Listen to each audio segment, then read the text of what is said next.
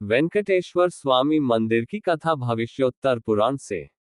नैमिषारण्य के मुनियों ने सूत गोस्वामी से कहा, हे सूत गोस्वामी, अब तक हमने वरदराज स्वामी और जगन्नाथ स्वामी के बारे में सुना है।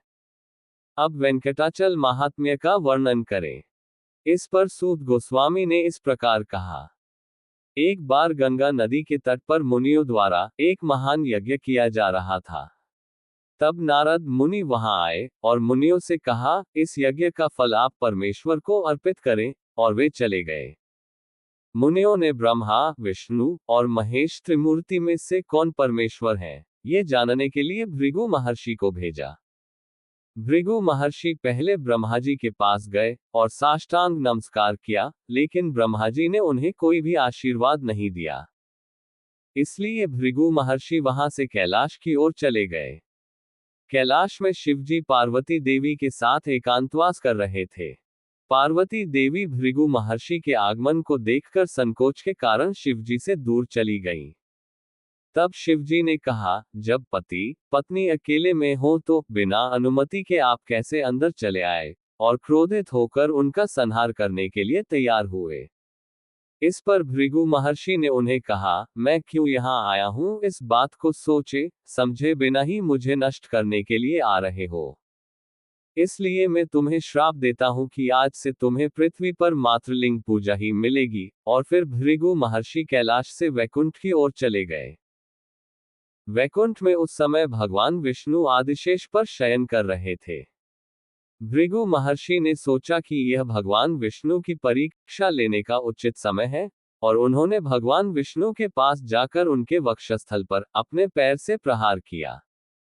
भगवान विष्णु तुरंत उठकर बोले, हे महर्षि, आपकी उपस्थिति का ध्यान न रख पाने के लिए क्षमा करें, और इस प्रकार क्षमा प्रार्थी हुए।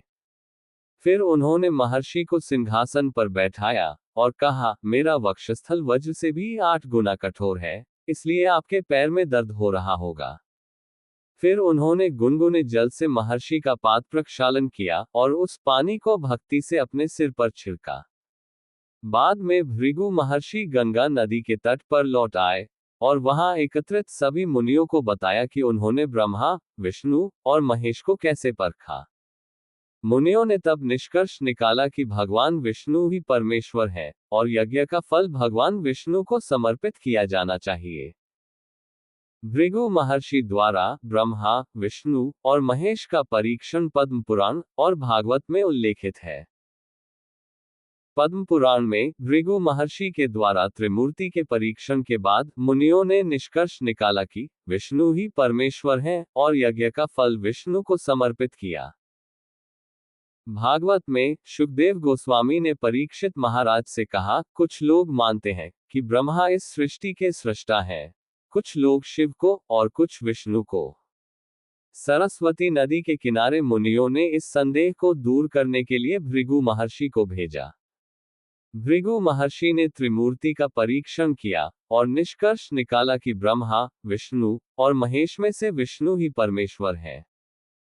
ब्रह्मदेव और शिव सामान्य देवता नहीं है। उन्हें भूत, वर्तमान और भविष्य का ज्ञान रखने वाले महान देव माना जाता है।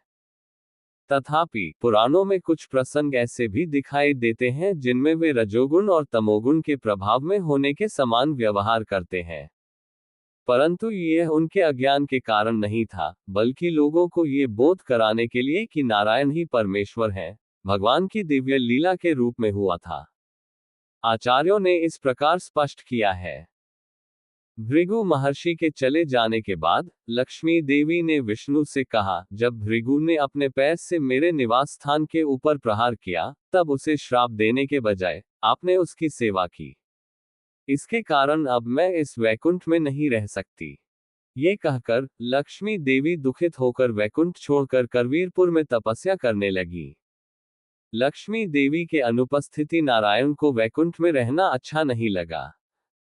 इसलिए उन्होंने भी वैकुंठ त्याग दिया और मानव रूप धारण कर वेंकटाचल पर्वत पर आ गए। वेंकटेश्वर स्वामी का पद्मावती देवी के साथ विवाह उस समय हुआ जब वे वेंकटाचल में निवास कर रहे थे। विवाह के बाद वे कुछ समय तक अगस्त्य महर्षि के आश्रम में निवास करते रहे। एक दिन तोंडमान वेंकटेश्वर स्वामी के पास आए और प्रणाम किया। वेंकटेश्वर स्वामी ने उन्हें आलिंगन कर उनके आगमन का कारण पूछा। तोंडमान ने कहा, स्वामी, आपके दर्शन से बढ़कर मेरे लिए कुछ भी महत्वपूर्ण नहीं है। हे वेंकटेश्वर स्वामी, आप योगियों के अधिपति हैं। आप ही सृष्टि के कर्ता हैं। ब्रह्मा को नियुक्त करने वाले और लक्ष्मी देवी के साथ विहार करने वाले आप ही हैं। उन्होंने स्वामी की विविध प्रकार से स्तुति की और प्रार्थना की, आपकी सेवा कर मैं अपने जीवन को सार्थक करना चाहता हूँ। वेंकटेश्वर स्वामी ने कहा, हे राजन, मैं वेंकटाचल पर निवास करने के लिए एक अद्भुत मंदिर की इच्छा करता हूँ। इस मंदिर में 3 प्राकार परिक्रमा मार्ग, 2 गोपुरम, द्वार मीनार, 7 द्वार, पुष्प मालाओं को गूंथने का कक्ष, रसोई घर, यज्ञशाला, वस्त्रों का कक्ष, तेल रखने का कक्ष, भोजन कक्ष और आभूषण कक्ष हो।